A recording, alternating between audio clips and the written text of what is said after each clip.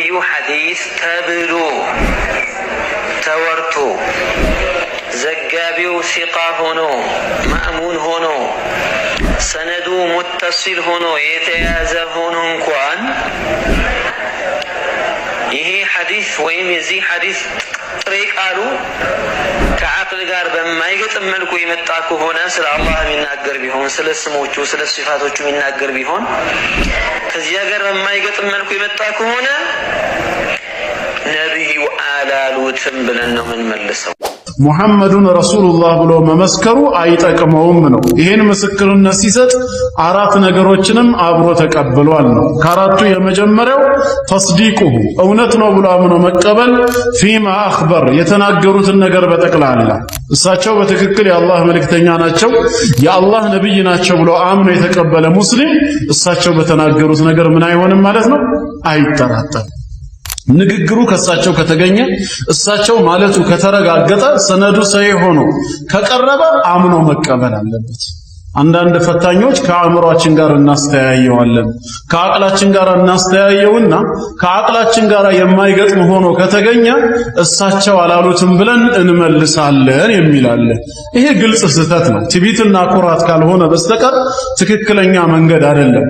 በመጀመሪያ ደረጃ ነብዩ መሐመድ አለይሂ ሰላቱ ወሰላም ከአንደበታቸው የወጣውን የተናገሩትን ቃል በትክክል ማለት አለማለታቸውን መመዘኛው በምን መልኩ ነው አቅል ሊሆን የሚችለው? ዒልመል ኢስናድ የሚባለው ነገር ታዲያ የት ሄደ? እነዛ ሁሉ የሐዲስ ሊቃውንቶች ሰሂህ የሆነውን ከደዒፍ ለማበጠር የለፉበት መንገድ ሁሉ ትክክል አልነበረም ማለት ነው። ከአእምሯቸው ጋር ነበር መመዘን የነበረባቸው። በአቅላቸው አይተው ከተስማማ ከአቅላቸው ጋር ሐዲሱ ያልፋል፣ ካልተስማማ ደግሞ እሳቸው አላሉትም። ያው ሐዲሱን ቀጥታ የእሳቸውን ንግግር ውድቅ እናደርጋለን ማለት ሲከብዳቸው እሳቸው አላሉትም እንላለን ነው። አልኢስናዱ ሚነ ዲን የሚለው ንግግር ለምን መጣ ታዲያ? ሰነድ የሌለው ሰው እኮ ዲን የለውም ማለት ነው። ሁለተኛ ደግሞ በአቅላችን እንመዝናለን የሚለው ሰው በማን አቅል ነው የሚመዝነው? የሱ አእምሮ ትክክል ነው ብሎ የተቀበለውን የኔ አእምሮ ባይቀበለውስ?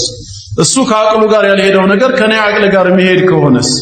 ስለዚህ የረሱል ሰለላሁ ዐለይሂ ወሰለም ሐዲስ ሁላችንንም አንድ ሊያደርገን አይችልም ማለት ነው። ምክንያቱም ሁላችንም የምንመዝንበት መንገድ አንድ አይደለም፣ እንደ መሽረባችን ይለያያል ማለት ነው።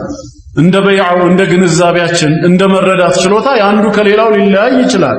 እንዴት አቅል መመዘኛ ሆኖ ይቀርባል?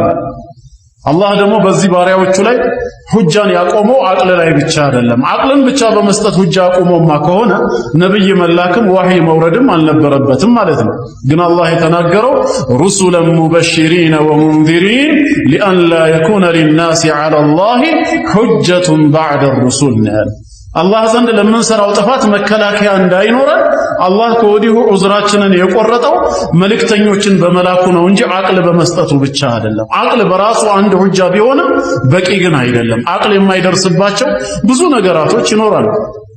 ለምንድን ነው እሳቸው የተናገሩት ነገር ሰነዱ ሙተሲል ሆኖ በሰነዱ ውስጥ ያሉ በዘርጉንዱ ያሉ ሩዋቶቹ ሲቃ ሆነው ሲያበቁ አለ ከዛ ከአቅላችን ጋር ስናስተያየው በማን አቅል? ሐዲሱስ ወህይ ነው፣ ከላይ የመጣ ነው። ላ የንጢቁ ዐኒል ሀዋ ነው። በአቅሉ የሚመዝነው ሰው ግን የሱስ አቅል ጤነኛ ለመሆኑ ማን ያረጋገጠለት? ምን ማለት ነው እንደዚህ አይነት አስተሳሰብ? አላህ አይፈትነን።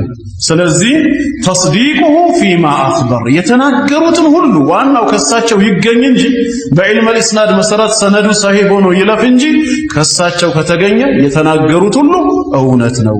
አብዱላህ ኢብኑ ዐምር ኢብኑ አልዓስ ከይሁዳውያን ቤተሰብ የመጣው ያ ሰሐቢይ ሙስሊሙ ማለት ነው ረዲየላሁ ዐንሁ ሙሽሪኮች አንድ ጊዜ ያነወሩት። እኔ ከአላህ መልእክተኛ የምሰማውን ነገር እጽፍ ነበር አለ ሐዲስን በሳቸው ዘመን።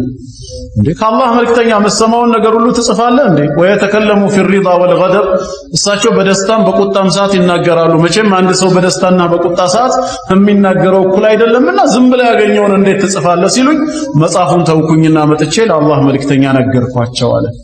اكتب فوالله لا يخرج من هذا الفي او من هذا الفم الا الحق ከዚህ አፍ እውነት እንጂ ሌላ ምንም አይወጣምና ጻፍ ነው ያሉት። መለኮታዊ ምስክርነት አላቸው ማለት ነው። ከሳቸው የተገኘ ሁሉ ተስዲቁሁ ፊማ አኽበር እውነት ብለን መቀበል አለብን።